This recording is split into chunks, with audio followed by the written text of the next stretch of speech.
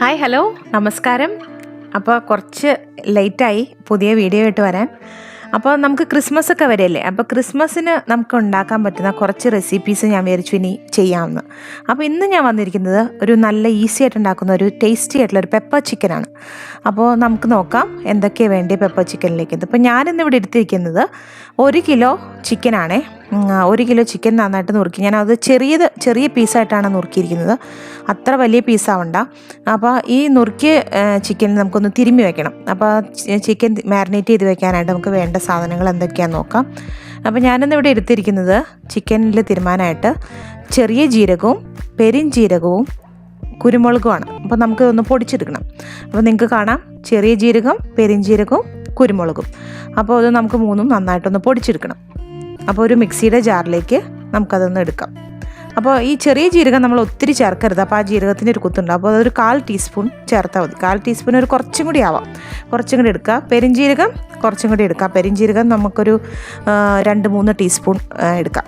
അത് ചിക്കൻ്റെ അളവനുസരിച്ച്, ഞാനിപ്പോൾ 1 കിലോ അല്ലേ.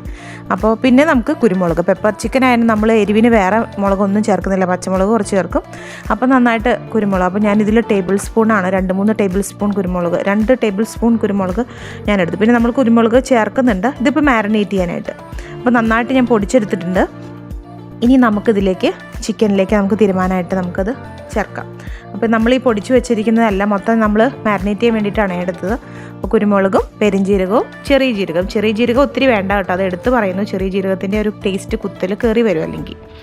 അത് കഴിഞ്ഞ ശേഷം നമുക്ക് കുറച്ച് ഉപ്പും കൂടി ചേർത്തിട്ട് നമുക്ക് നന്നായിട്ട് തിരുമ്മി വയ്ക്കണം, നന്നായിട്ട് മാരിനേറ്റ് ചെയ്യണം.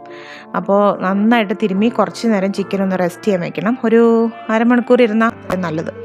അപ്പോൾ നമുക്ക് ഉപ്പും കൂടി ഇട്ടിട്ട് നന്നായിട്ടത് തിരുമ്മിയെടുക്കാം. അപ്പോൾ കൈ കൊണ്ട് തിരുമ്മാണ് നല്ലത് കേട്ടോ. അപ്പോൾ നന്നായിട്ട് കൈ കൊണ്ട് നന്നായിട്ട് തിരുമ്മി വയ്ക്കുക.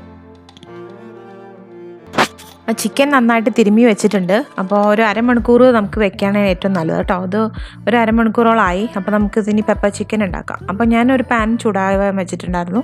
ആ പാനിലേക്ക് വെളിച്ചെണ്ണയാണ് ഒഴിച്ചു കൊടുത്തത്. എപ്പോഴും ഞാൻ പറയാറുണ്ട്, ഞാൻ കൂടുതലും വെളിച്ചെണ്ണയാണ് യൂസ് ചെയ്യാറ്. അപ്പോൾ വെളിച്ചെണ്ണ നന്നായി ചൂടായി കഴിഞ്ഞിട്ടുണ്ട്. വെളിച്ചെണ്ണയിലേക്ക് ഞാൻ കുറച്ച് ഗ്രാമ്പു ഇട്ടു. നമ്മൾ ഗ്രാമ്പുവാണ് ആദ്യം ഇട്ട് കൊടുത്തത്. ആ ഗ്രാമ്പു നന്നായിട്ട് ചൂടായി. അപ്പോൾ നമ്മൾ കുറച്ച് കറുകപ്പട്ടയും കൂടി ഇട്ട് കൊടുത്തിട്ടുണ്ട്. ഈ കറുകപ്പട്ടയും ഗ്രാമ്പും ചൂടാവുന്നതോടുകൂടി നമുക്ക് അരിഞ്ഞ് ഞാനൊരു 3 സവാള, മീഡിയം സൈസിൽ വരുന്നത് 3 സവാളയാണ് എടുത്തത്. 3 സവാള നൈസായിട്ട് ഞാൻ അരിഞ്ഞു വെച്ചിരുന്നു. അപ്പോൾ 3 സവാള നന്നായിട്ട് നമ്മൾ ഇട്ട് കൊടുക്കുക. അപ്പോൾ നമുക്ക് സവാളയൊന്ന് നന്നായിട്ട് വഴറ്റിയെടുക്കണം. അപ്പോൾ സവാള വഴറ്റിയെടുക്കുമ്പോൾ അതിലേക്ക് ആവശ്യമായിട്ട് കുറച്ച് ഉപ്പ് ഇട്ട് കൊടുത്താൽ നമുക്ക് വേഗം എളുപ്പം സവാള നമുക്ക് വഴണ്ടി കിട്ടും. അപ്പോൾ നമുക്കത് എല്ലാവർക്കും അറിയാം. അപ്പോൾ ഞാൻ കുറച്ച് ഉപ്പും കൂടെ ഇട്ട് കൊടുത്തിട്ടുണ്ട്.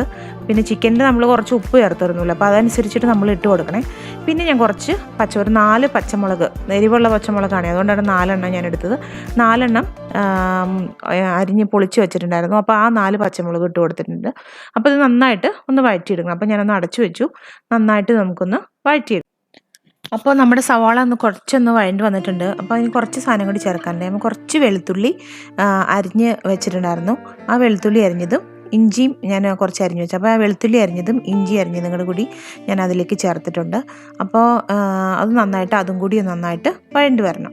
അപ്പോൾ ഇത്രയും സാധനങ്ങൾ, കുറച്ച് കറിവേപ്പില കൂടുതലിട്ടിട്ടുണ്ട്. എനിക്ക് കറിവേപ്പില ഞാൻ കൂടുതൽ കറിയിൽ ചേർക്കുക, നമ്മുടെ വീട്ടിലുണ്ടാകുന്ന കറിവേപ്പിലയാണ്. അപ്പോൾ പിന്നെ ഒത്തിരി വിഷമൊന്നുമില്ല. അപ്പോൾ അതുകൊണ്ട് വിഷമൊന്നുമില്ല. അപ്പം ഞാൻ നന്നായിട്ട്, പിന്നെ നമ്മൾ ചേർത്തത് കുരുമുളക് പൊടിച്ചതാണ്. അപ്പോൾ ഞാൻ പറഞ്ഞു നമ്മൾ അവിടെ കുരുമുളക് ചേർത്തായിരുന്നു മാരിനേറ്റ് ചെയ്തപ്പോൾ, ഇവിടെയും കുരുമുളക്. അപ്പം നമ്മൾ എരിവ് അനുസരിച്ച് വേണം കേട്ടോ.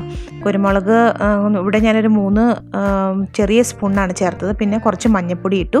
നന്നായിട്ട് വഴറ്റിയെടുക്കും. അപ്പോൾ ഇത് നന്നായിട്ട് വേറെ നമ്മൾ ഇത്രയും നന്നായിട്ടൊന്ന് വഴണ്ട് കഴിഞ്ഞിട്ടാണ് നമ്മൾ ചിക്കൻ ചേർക്കുന്നത്. അപ്പോൾ ഇതിലേക്ക് ഇനി ചേർക്കേണ്ടത് മല്ലിപ്പൊടിയാണ്. മല്ലിപ്പൊടി ഞാൻ ചെറിയ 2 സ്പൂൺ ചേർത്തു. ചെറിയ സ്പൂണാണ്, 1/4 ടീസ്പൂണിൻ്റെ ചെറിയ 2 സ്പൂൺ ചേർത്തു. അപ്പോൾ ഇത് നന്നായിട്ടൊന്ന് വഴണ്ട് കഴിഞ്ഞിട്ട് അതിൻ്റെ പച്ചമണമൊക്കെ ഒന്ന് പോയതിന് ശേഷം നമുക്ക് ചിക്കൻ, അപ്പോൾ ഇത് ആയിട്ടുണ്ട്. നമുക്കിനി ആ മാരിനേറ്റ് ചെയ്ത് വെച്ചിരുന്ന ചിക്കൻ നന്നായിട്ട് ഇതിൻ്റെ അകത്ത് ഇളക്കി മിക്സ് ചെയ്യാം. അപ്പോൾ നന്നായിട്ട് അതിൽ മിക്സ് ചെയ്തതിന് ശേഷം നമുക്ക് അത് വേവിക്കാൻ വെക്കണം. അപ്പോൾ ഞാനിതിൽ വെള്ളം അങ്ങനെ ഒന്നും ചേർക്കുന്നില്ല. എന്ന് വെച്ചാൽ ചിക്കൻ്റെ ഉള്ളിൽ നിന്ന് തന്നെ വെള്ളം ഇറങ്ങി വരും. നമുക്ക് കാണാതെ ചൂടാവുന്നതനുസരിച്ച് ചിക്കനും നന്നായിട്ട് വെള്ളം ഇറങ്ങി വരുന്നുണ്ട്. അപ്പോൾ ഇടയ്ക്കിടയ്ക്ക് ഒന്ന് ഇളക്കി കൊടുക്കണം കേട്ടോ, അടിയിൽ പിടിക്കാതെ. നമ്മൾ വെള്ളമൊന്നും ഒഴിച്ചിട്ടില്ലല്ലോ. അപ്പോൾ നന്നായിട്ടൊന്ന് ഇടയ്ക്കിടയ്ക്ക് ഒന്ന് തുറന്നു നോക്കി ഇളക്കി കൊടുക്കുക. അപ്പോൾ ഈ ചിക്കൻ്റെ ഉള്ളിൽ നിന്ന് തന്നെ നല്ല വെള്ളം ഇറങ്ങി വരുന്നതുകൊണ്ട് ശരിക്കും അങ്ങനെ അടിക്ക് പിടിക്കത്തില്ല. പിന്നെ നോൺ സ്റ്റിക്കാണല്ലോ നമ്മൾ യൂസ് ചെയ്യുന്നതും.